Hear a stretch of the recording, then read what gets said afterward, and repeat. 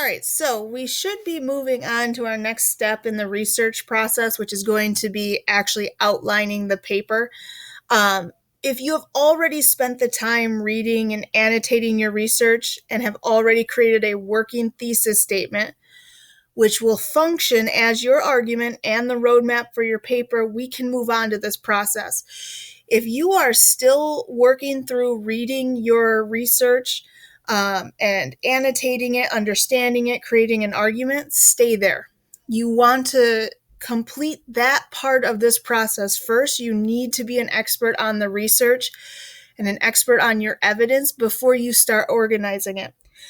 So this step of outlining is not about word choice or drafting. You're not writing your paper yet, but it's about organizing your research to follow that roadmap that was set up by your thesis and to prove that argument. So this is the step where we're really just moving all of your research and, sources and organizing it in a logical manner. That's kind of the purpose of this part of the process, especially because a lot of you have, 7 to 10 different sources.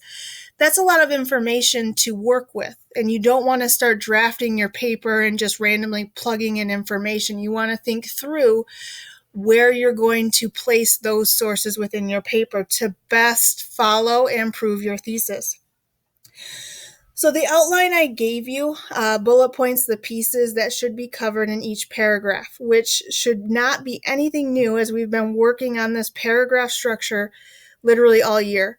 So your introduction always includes a hook, a brief background information or definitions that are necessary for understanding your topic.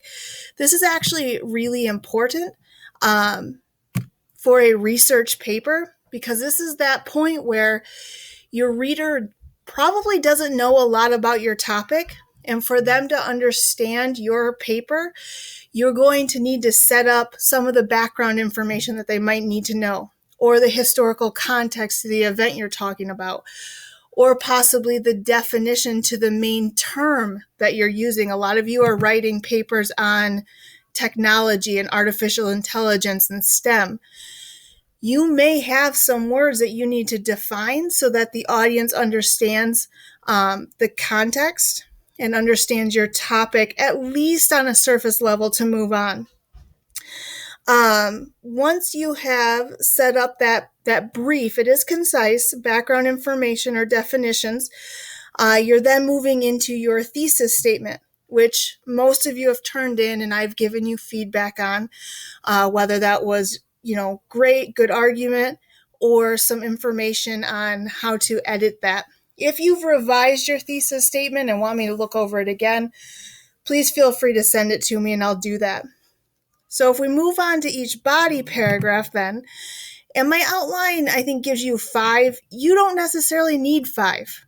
You might have 4. You might have 7. I don't know. This is that point where you figure out how many topics you need to cover within your paper to prove your thesis. So you can add or delete body paragraphs at this point. But each body paragraph should include a topic sentence. The topic sentence is essentially that mini argument, that mini thesis, telling the audience this body paragraph is going to focus on this topic alone. Then, and this is not listed in the outline, this is something you'll take care of in the paper, you would set up the context for your evidence. You'll then give the cited evidence, which could be a direct quote from your source or a concise paraphrasing, and then you're going to follow that up with an in-text citation. I am happy to help you with in-text citations. However, you also have the MLA guide that I printed for you at the beginning of the year, and I re-uploaded into Google Classroom. So check that resource first, and then if you need help, talk to me, email me, call me, whatever. After you have your evidence, you're moving on to your unique analysis of that evidence. So this is where you break down what your evidence actually means and how it proves your thesis. I gave you 3 questions to consider when thinking about analysis. Analysis is maybe the most abstract and difficult part of the paper. These questions are not necessarily to be answered one after another within your paper, but it's to help you start to think about how to analyze that evidence. So the idea of, what does that quote even mean? Why is it significant? How does it prove your thesis? At this point in the outline process, if it helps you, answer those 3 questions, and then we can work on the wording of that within your rough draft. But you're going to want to start thinking about, if I'm putting this piece of evidence here, what does it mean? Why is it significant? How does it prove my thesis? And then finally, when you get through however many body paragraphs you need, you'll be at your conclusion. And at this point, you're kind of restating your thesis, possibly explaining the significance of that thesis or that argument, summarizing any main points of your paper, and giving sort of that concluding sentiment regarding your argument. So the outline I gave you, if you look at the top, is color-coded, and it's asking you to color-code your information. Blue is for cited evidence, so the information you are using from your sources. Orange is your analysis and breakdown of how your evidence proves your thesis. And red is for any pieces that you want specific help with, whether you're unsure if the organization of that information is correct, or whether that information specifically ties back to your thesis, or if you just need help analyzing and explaining it. So the most important part of a research paper is your actual research and your ability to integrate sources. So when I say integrate sources, I mean build the context for your evidence, who is saying what to whom, when, where, and why. This builds the ethos or your credibility. So being able to say that Dr. Jones from the University of Michigan did a research project on this topic and stated, that's context, and this is going to be built into your paper.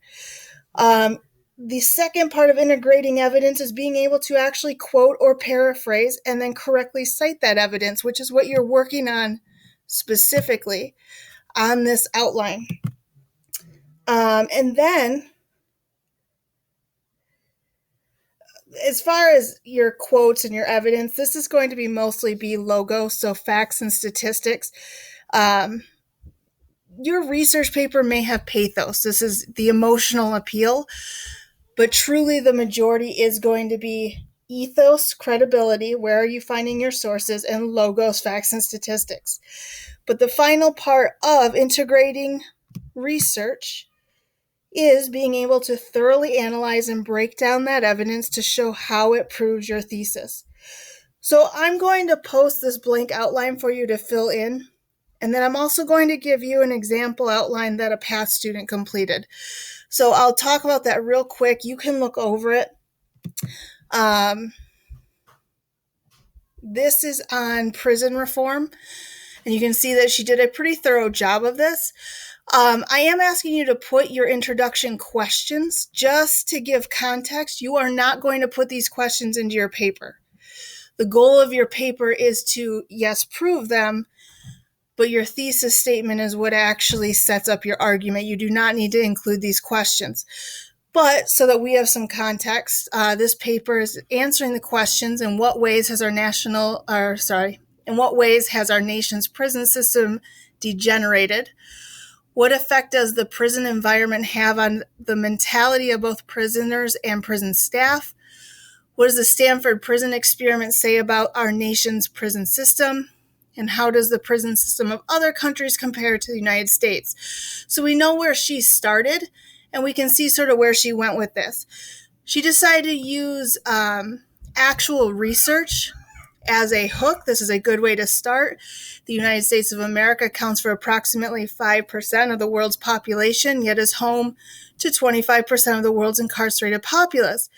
And she gives sort of this brief analysis, because if you have evidence, you need to analyze it in some way.